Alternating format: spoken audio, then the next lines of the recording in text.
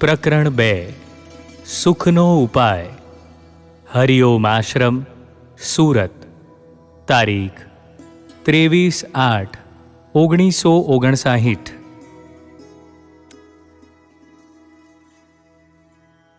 વ્યવહારમાં પ્રવૃત્તિ સ્વભાવ ને પ્રકૃતિ વશ છે.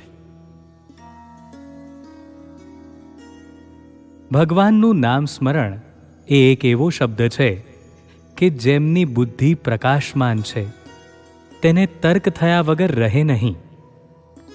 તેવાઓને થાય કે તેનાથી જીવનમાં શો પલટો આવે. તેના કરતાં જીવનમાં બીજી કોઈ પ્રવૃત્તિ કરીએ, સમાજની સેવા કરીએ, સમાજની અંદર સમાજના બીજા જીવો માટે ભાગ લઈ શકીએ તો પલટો આવે. મને પણ પહેલાના વખતમાં આવું લાગતું.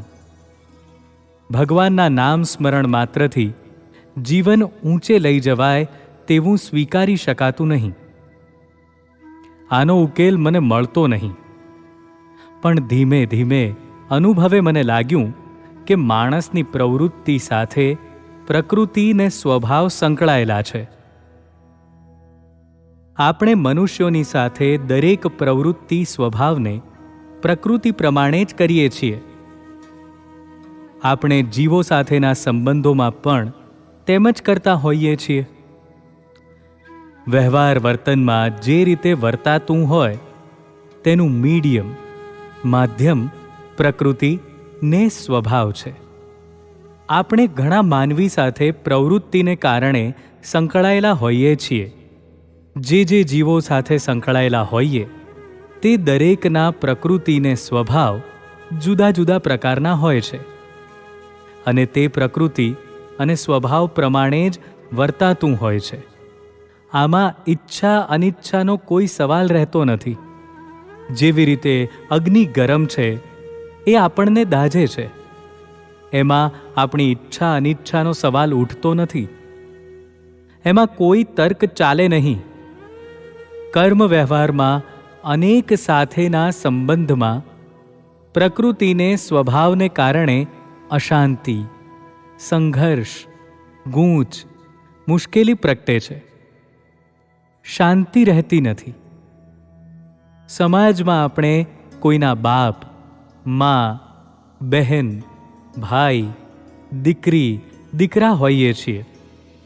જીવનમાં દરેક સાથે જે રીતે સંબંધ હોય તે રીતે વર્તતા હોઈએ છીએ. તેમને કારણે આપણને દુઃખ, અશાંતિ વગેરે થાય છે અને આપણા કારણે તેમને પણ તેવું થતું હોય છે. સંસારમાં બીજા જીવોથી આપણને ત્રાસ, સંતાપ, ક્લેશ, હરકત, મુશ્કેલી થયા વિના રહેતી નથી. એનાથી મુક્ત થવું હોય તો ગમે તે પ્રકારની પ્રવૃત્તિ લઈએ તો મુક્ત ન થઈ શકીએ. પ્રવૃત્તિ એવા પ્રકારની હોવી જોઈએ કે જેનાથી બીજા સાથેનો સંપર્ક ઓછામાં ઓછો હોય અને આપણે તેનાથી અલિપ્ત થતા જઈએ. આવી પ્રવૃત્તિ એ નામ સ્મરણ છે. તેની સાથે આપણી ચાલુ પ્રવૃત્તિ પણ થઈ શકે. હરિ ઓમ.